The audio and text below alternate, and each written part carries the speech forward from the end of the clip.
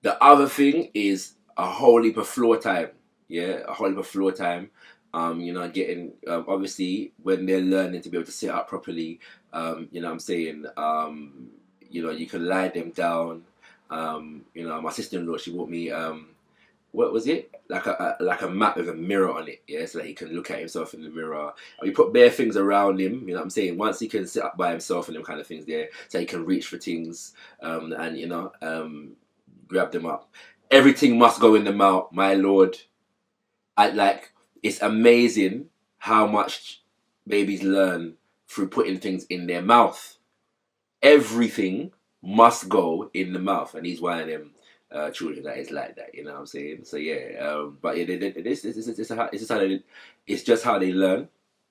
But so yeah, a lot of floor time, putting objects around him, and different kinds of objects as well, hard objects, soft objects of different shapes, different materials. You know what I'm saying? So they get to feel different things. Then like there's things like sitting him up, yeah, and like I said, he sits by himself more or less now, and but before that point, because he would try to sit up, yeah. And one thing with my son, again, you learn the characters early, he's not the most patient guy with himself, yeah. So he wants to do something, he knows what he wants to do, but his body ain't there yet, and he's trying to do it, and he'll frustrate himself, yeah. And so part of the process is you kind of give him the success before he's actually developed it yet anyway. You know what I'm saying? So he'll be trying to crawl, yeah? And so sometimes I'll just put his feet in the crawling position because he ain't mastered the leg positioning yet. He knows what he wants to do, but he just hasn't mastered how to do it yet, or not strong enough to be able to get on his knees yet. So put him on his knees, yeah? And he'll probably do one, and that's it, it's over. But that, he's had a little bit of success. And so again, that develops his confidence. You know what I'm saying? Sitting him up and that kind of holding his hands. But from that, you can also judge their head. Yeah, there was a time when you sit him up and his head is like this because he hasn't learned to balance his head yet. And then you see that has to slow it down or it moves less until they're able to balance. Yeah, their head. His favorite thing at the moment is to stand in his cot and hold on to the bars. Yeah, and he stands quite sturdy now, yeah, and you can see he's proud of himself because whenever he does it, he smiles, yeah. So you're learning to and you clap and you say yes, go on, son, and you give him that sense of achievement and reward and them kind of things there for his own development. You know what I mean? Then comes reading, yeah. I've been reading to my son since he was about 2-3 weeks old, yeah, 2-3 weeks old.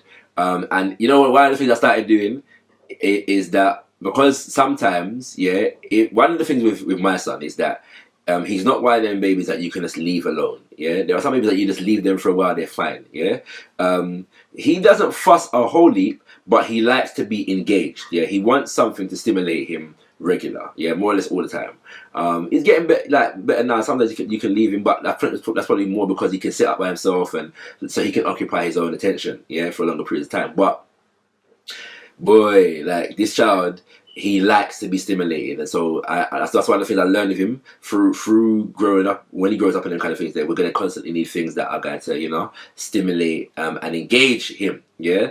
And so I like to read, and so sometimes I'd be reading him like philosophies and opinions of Marcus Garvey. You know what I'm saying? Whatever it is, Blueprint for Black Power, whatever it is I'm reading, because he just wants to be engaged and he wants to just hear my voice or see my face or whatever. I just get my reading in whilst I'm taking care of him, yeah. But other than that, it's more like books like this, yeah. When somebody got us one of these books here, Numbers with Bella, yeah, by Lorraine Ogaro, and Alphabet with Bella, yeah. And so obviously these are books for early learning and them kind of things there. You take them through their 1, 2, 3s and ABCs. And the reality is that obviously when they're at these ages, yeah, you're not trying to develop their sense of phonetics, yeah. You know what I'm saying? They're being able to visualize and recognize letters in terms of their sound, yeah. It's more and studies have shown that children are able to do what is called word recognition, before sound recognition. So if they know what the word looks like, they can say it. Yeah, if they know this, you know what I'm saying. So that is what two looks like. They can say two. You know what I'm saying? So you get that in this book, and of course, obviously, the book is culturally reinforcing.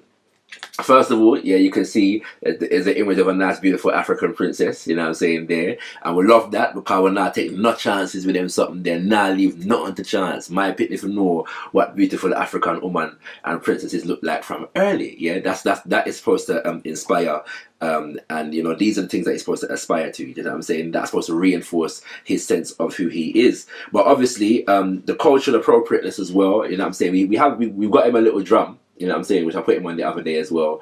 But yeah, you can see, you know, 3 African drums and them kind of things there. You know, the princess is obviously natural. You know what I'm saying? Nice Afro puffs there. You know, all these things matter to me anyway. You know. You have things like, you know, 5 coconut, you know what I mean, and you know what I mean. So it's culturally appropriate, well illustrated, beautiful color vibrations and them kind of things there. You know what I'm saying? 7 pyramids, you know what I mean, and them thing there. And so what you do is you say, point at it. Oh, wrong way. Sorry, hold on there. Yeah. So 7, yeah, or 7, yeah, and you say that to him. 7. Open your eyes up wide. 7 pyramids, and then you count the pyramids them, you know what I'm saying, like 1, 2, 3, 4, 5, 6, 7, you know what I'm saying, like they're not taking all of that, but it's still part of their learning, and they're getting the pictures. And obviously what happens is, from reading developmental psychology of the Black Child and Awakening Natural Genius, is that repetition it is, well, even throughout, repetition is how we learn, innit? You know what I'm saying? But they start to remember, yeah, the sounds that they've heard before. And one of the things is that visually speaking, sometimes they pay less attention to images that they've seen before than they do to images that are new, yeah, or objects that are new to them, yeah. So it's judging, you know, them kind of things there, how they're taking in the recognition of the images that they're seeing, sometimes by how much attention they're paying to it. I'll give you a little look into Alphabet with Bella, you know what I'm saying. You know, obviously, yeah. A is for what? Africa, yeah, you know what I mean. So them thing there is, you know, we love that, you know what I'm saying. So big up to Sister Lorraine for that, you know what I mean. B is for Bella, and Bella is spelling out her name right there. And then obviously C is for Carnival, yes indeed, Kings and Queens, you know what I mean. So yeah, you know, like little things like that. So yeah, do recommend these books for early learning, them kind of things there, you know what I'm saying. And obviously, you know, yeah man, you know what I mean. And in fact, I'm gonna get you something, so stay right there, yeah, stay right there, I'm gonna get you something.